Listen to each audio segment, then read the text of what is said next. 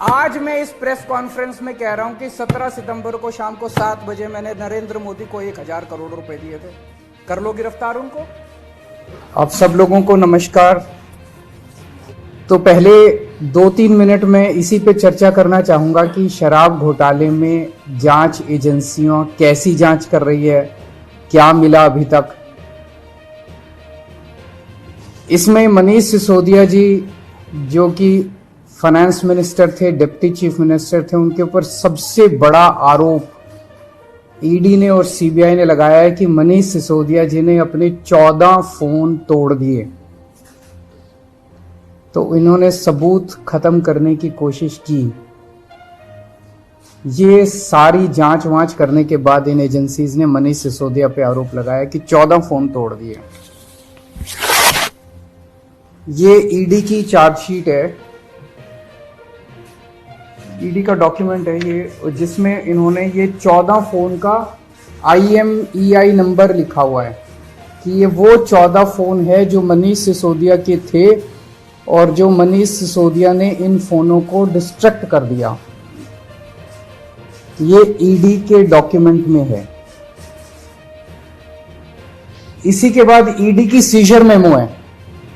ED कुछ भी seize करता है तो उसको मेमो, इन 14 में से ईडी खुद ही कह रही है सीजर मेमो कि 4 फोन हमारे पास हैं। ये इनका सीजर मेमो है, इंपाउंडिंग ऑर्डर 18 मार्च 2023 का और इंपाउंडिंग ऑर्डर 5 जनवरी 2023 का। 4 फोन उसमें से इनके पास हैं और एक सीबीआई का ये डॉक्यूमेंट है, एक फोन सीबीआई के पास है। तो 14 में से 5 फोन तो इनके अपने पास ही हैं जो कह रहे हैं कि मनीष सिसोदिया ने तोड़ दिए। उन 14 में से 5 फोन ईडी और सीबीआई के कब्जे में हैं। बाकी 9 फोन। तो जब इन्होंने ये आरोप लगाया, हम तो छोटे लोग हैं, हमारे पास इतने साधन नहीं थे, लेकिन फिर भी अपने सीमित साधनों से पिछले महीने 1.5 महीने में हमने भी थोड़ी जांच करी तो पता चला बाकी मोस्टली फोन, एक आध को छोड़ के वो भी पता चल जाएगा का, मोस्टली फोन जिंदा हैं, कोई ना कोई इस्तेमाल कर रहा है। और उन फोन को कोई वॉलंटियर के पास है, कोई कहीं है, कोई कहीं है, कोई ना कोई इस्तेमाल कर रहा है। वो मनीष जी के फोन नहीं है, वो कोई ना कोई इस्तेमाल कर रहा है। वो फोन जिंदा है और ये फैक्ट कि ये फोन जिंदा है ये ईडी को भी पता है और ये सीबीआई को भी पता है। सो ईडी ने और सीबीआई ने झूठ बोल के ओथ पे, एफिडेविट पे कोर्ट को गुमराह किया और झूठा सबूत उन्होंने कोर्ट के सामने पेश किया। क्योंकि सच तो कुछ मिला नहीं, कुछ था ही नहीं, शराब घोटाला कुछ है ही नहीं, तो निकाले क्या। तो उन्होंने झूठ बोल के मनीष सिसोदिया को फंसाने की कोशिश की, कोर्ट को झूठ बोला। अब ये रोज किसी ना किसी को पकड़ लेते हैं, किसी ना इसको गिरफ्तार कर लिया, उसको गिरफ्तार कर लिया, ये कर लिया। एक कोई चंदन रे, और उनको टॉर्चर कर करके, धमकियां दे दे के, मेंटली टॉर्चर करके, फिजिकली टॉर्चर करके, 3rd डिग्री करके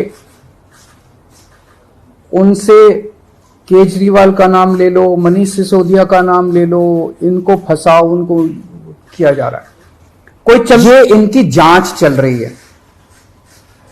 इस सारी जांच करने के बाद, 1 साल जांच करने के बाद ये आरोप लगाते हैं कि 100 करोड़ रुपए की रिश्वत ली गई और दी गई। वो 100 करोड़ रुपया कहां है? एक नया पैसा कहां है वो 100 करोड़ रुपया? सब इतनी 400 से ज्यादा रेड हो चुकी हैं। मनीष सिसोदिया जी के घर पे रेड हो गई, इतने सारे दूसरे लोग, वो पैसा है कहां? एक नया पैसा नहीं मिला 100 करोड़ रुपए का, ना कोई ज्वेलरी मिली, ना कोई मनीष जी के घर पे गद्दे भी फाड़ दिए इन्होंने, उनके गांव भी हुआ है, उनके बैंक लॉकर भी छान मारे, कुछ नहीं मिला 100 करोड़ में से। फिर आरोप लगाया कि 100 करोड़ रुपया गोवा के चुनाव में इस्तेमाल हुआ है। जी, गोवा के हमारे जितने वेंडर्स थे जिनसे हमने काम कराया था, सारे वेंडर्स पे रेड मार चुके हैं लोग। सारे वेंडर्स को इन गिरफ्तार कर करके स्टेटमेंट ले चुके, वहां कुछ नहीं मिला, सारी पेमेंट चेक से हुई है हमारी। सारा हिसाब किताब इलेक्शन कमीशन को दिया हुआ, वहां भी कुछ नहीं मिला। गोवा चुनाव के अंदर इनको धेला नहीं मिला, तो पैसा गया कहां? अगर रिश्वत ली तो पैसा गया कहां? अरे पैसा तो तब मिलेगा ना जब रिश्वत ली गई होगी और रिश्वत दी गई होगी। आज मैं इस प्रेस कॉन्फ्रेंस में कह रहा हूं कि 17 सितंबर को शाम को 7 बजे मैंने नरेंद्र मोदी को 1000 करोड़ रुपए दिए थे। कर लो गिरफ्तार उनको।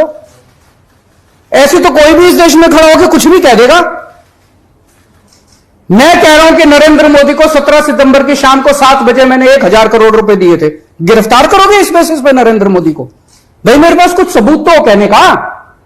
कोई तो मैं कहूंगा भाई मेरे पास ये सबूत है, मैंने दिए थे। ऐसे ही कोई कुछ भी खड़ा होकर कह देगा और गिरफ्तार कर लोगे। 100 करोड़ रुपए दिए, 100 करोड़ रुपए दिए गोवा चुनाव। अरे कहां है सबूत?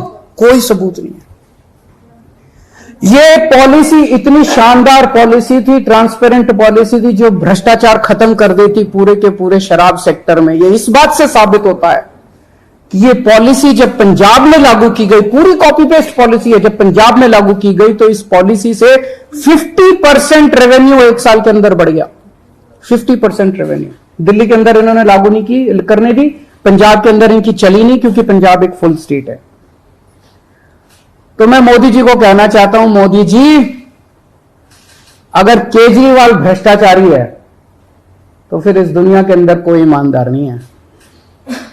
मुद्दा भ्रष्टाचार है ही नहीं, मुद्दा भ्रष्टाचार की जांच है ही नहीं, मुद्दा शराब घोटाला है ही नहीं।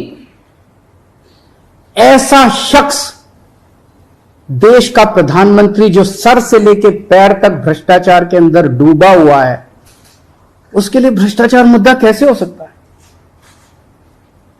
पिछले मार्च के आखिरी हफ्ते के अंदर मैंने इतने सारे असेंबली के अंदर इतने सारे गिनाए थे भ्रष्टाचार जो इन्होंने किए हैं, इतने भ्रष्टाचार गिनाए थे। इन्होंने तो मेरे को तभी कह दिया था उस दिन, जिस दिन असेंबली में मैंने स्पीच दी थी, शाम को संजय सिंह का मैसेज आया कि अरविंद जी अब अगला नंबर आपका है।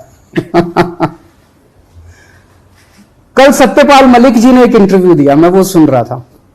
सत्यपाल मलिक जी ने कहा मोदी जी को भ्रष्टाचार से कोई परहेज नहीं है। ये मैं तो नहीं कह रहा हूं, ये तो उनके अपने गवर्नर कह रहे हैं। सत्यपाल मलिक जी कौन है? सत्यपाल मलिक जी मोदी जी के बहुत खास लोगों में गिने जाते थे। उन्हें पहले उन्होंने जम्मू कश्मीर का गवर्नर बनाया, फिर उन्हें गोवा का गवर्नर बनाया, फिर उन्हें मेघालय का गवर्नर बनाया। उन्होंने कहा कि मेरे जो इंटरेक्शन हुए मोदी जी के साथ, उसमें पता चला है कि मोदी जी को भ्रष्टाचार से किसी तरह का परहेज नहीं है। उसी इंटरव्यू में उन्होंने कहा कि इन लोगों के कुछ मुख्यमंत्री हैं जो भ्रष्टाचार करते हैं, खूब पैसे इकट्ठे करते हैं, लेकिन वो सारा पैसा मुख्यमंत्री अपने पास नहीं रखते। वो पैसा ऊपर भेजते हैं और वहां से वो पैसा उनकी दोस्त की कंपनियों के अंदर इन्वेस्ट होता है। मैंने भी तो इसी तरह का कुछ कहा था अपने उसमें। तो चलो मेरी बात तो नहीं मानी, अब तो गवर्नर इनके अपने गवर्नर कह रहे हैं। तो ऐसा व्यक्ति जो इतना भ्रष्टाचार कर रहा है, उसके लिए भ्रष्टाचार मुद्दा हो ही नहीं सकता। उनके लिए भ्रष्टाचार मुद्दा थोड़ी है। तो फिर ये आम आदमी पार्टी के पीछे क्यों पड़े हैं? 75 साल के भारत के इतिहास में किसी एक पार्टी को इतनी बुरी तरह से टारगेट नहीं किया गया जिस तरह से आम आदमी पार्टी को ये लोग टारगेट कर रहे हैं। नंबर 2 को गिरफ्तार कर लिया, नंबर 3 को गिरफ्तार कर लिया, और उनको गिरफ्तार करने का तो मकसद इनका यही था कि मेरी गर्दन तक पहुंचना। तो अब ये मेरे पीछे पड़े हैं, मुझ तक पहुंचने की कोशिश कर रहे हैं। किसी पार्टी को इस तरह से नहीं टारगेट किया गया जिस तरह से आम आदमी पार्टी को टारगेट किया गया। उसका एक कारण है, वो कारण है कि 75 साल के बाद आम आदमी पार्टी ने इस देश को एक ऐसी उम्मीद दी है जो कि कोई पार्टी नहीं दे पाई।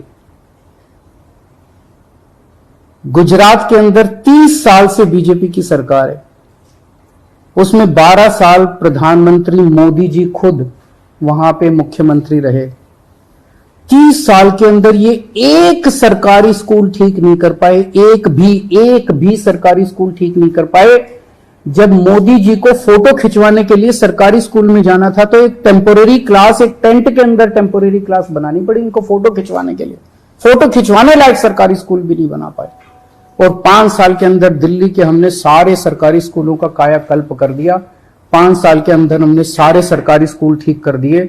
इस देश के लोगों को आम आदमी पार्टी ने एक उम्मीद दी है कि केवल आम आदमी पार्टी उनकी गरीबी दूर कर सकती है, उनको शिक्षित कर सकती है, उनके बच्चों को रोजगार दे सकती है। आम आदमी पार्टी ने इस देश के लोगों को उम्मीद दी है। प्रधानमंत्री जी उस उम्मीद को कुचलना चाहते हैं। प्रधानमंत्री जी नहीं चाहते कि वो उम्मीद आगे बढ़े, क्योंकि अभी तक इन सारी पार्टियों को की मिलके जो लूट चल रही थी, अगर इनको स्कूल बनवाने पड़ गए, इनको अस्पताल बनवाने पड़ गए, तो उनको लूटने के लिए पैसे नहीं बचेगा। तो कल इन्होंने मेरे को बुलाया है, मैं जाऊंगा कल सीबीआई में, और मैं फिर से अंत में यही कहना चाहता हूं कि प्रधानमंत्री जी, अगर केजरीवाल चोर है, केजरीवाल भ्रष्टाचारी है, तो इस दुनिया में कोई ईमानदार नहीं है। सर, क्या आपको आशंका है कि कल जब आप पुलिस से जाएंगे तो गिरफ्तारी हो सकती है आपकी? मंडे का दिन है, जैसे मनीष जी को अरेस्ट किया गया था, आप पुलिस? भाई ये बीजेपी वाले तो मैं कल से देख रहा हूं प्रेस कॉन्फ्रेंस कर करके यही कह रहे हैं कि केजरीवाल को गिरफ्तार करेंगे। तो अगर बीजेपी ने सीबीआई को ऑर्डर दे दिए हैं कि गिरफ्तार करना है, तो फिर सीबीआई उसको नकार कैसे सकती है? बीजेपी के ऑर्डर तो मानेंगे वो लोग। Thank you.